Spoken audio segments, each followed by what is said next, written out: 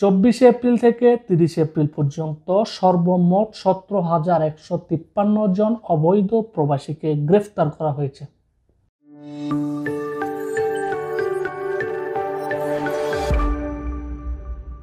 আসসালামু আলাইকুম সুপ্রিয় প্রবাসী ভাইয়েরা, কেমন আছেন? আজকে আপনাদের সাথে একটা গুরুত্বপূর্ণ বিষয় নিয়ে আলোচনা করব। আজকে সৌদি গ্যাজেটে প্রকাশিত একটা প্রতিবেদন আজকের এই ভিডিওতে আমি তুলে ধরার চেষ্টা করব। সৌদি আরবের স্বরাষ্ট্র মন্ত্রণালয় এক গুরুত্বপূর্ণ তথ্য প্রকাশ করেছে। গত এক সপ্তাহে অর্থাৎ 24 এপ্রিল থেকে 30 এপ্রিল পর্যন্ত টোটাল 17,153 জন অবৈধ প্রবাসীকে গ্রেফতার করেছে। আমি অ্যামাউন্টটা আবারও বলছি, 24 এপ্রিল থেকে 30 এপ্রিল পর্যন্ত সর্বমোট 17,153 জন অবৈধ প্রবাসীকে গ্রেফতার করা হয়েছে। এখানে একটা জিনিস নোট করে দেওয়া ভালো, 17,153 জন মানুষের মাধ্যমে কিন্তু সবাই কিন্তু বাংলাদেশি না। বিভিন্ন মিডিয়াগুলোতে গুজব ছড়ায় সবাই হচ্ছে বাংলাদেশি, এমনভাবে উপস্থাপন করে যে 17,100 জনই হচ্ছে বাংলাদেশি, কিন্তু বাস্তবতা হচ্ছে ভিন্ন। এখানে হচ্ছে আপনার সৌদি আরবে বসবাসরত সকল প্রবাসীর কথা এখানে কাউন্ট করা হয়েছে, অর্থাৎ যারা ছিল অবৈধ।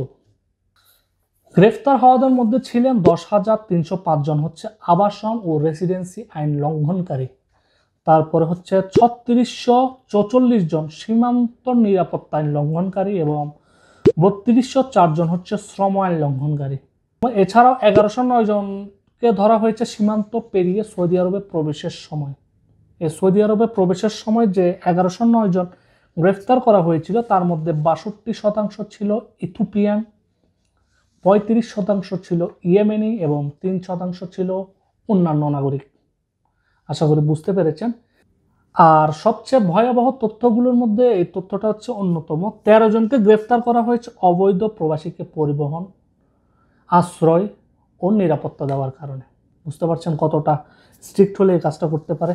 এরপর আসি, স্বরাষ্ট্র মন্ত্রণালয় জানিয়েছে যদি কেউ অবৈধ প্রবেশধারীদের অর্থাৎ অবৈধ প্রবাসীকে আপনারা যদি আশ্রয় দিয়ে, নিরাপত্তা দিয়ে বা বাসস্থান দিয়ে বা পরিবহন দিয়ে যেভাবে সাহায্য করুন না কেন, আপনারা যদি সাহায্য করেন এবং সেটা যদি প্রমাণিত হয়, সেক্ষেত্রে 15 বছরের জেল পর্যন্ত আপনার হতে পারে এবং 10 লাখ রিয়াল পর্যন্ত জরিমানা হতে পারে, এবং আপনি যে বাসা বা যে গাড়ি দ্বারা তাকে সাহায্য করেছেন সেটা পর্যন্ত আপনার বাজেয়াপ্ত করতে পারে।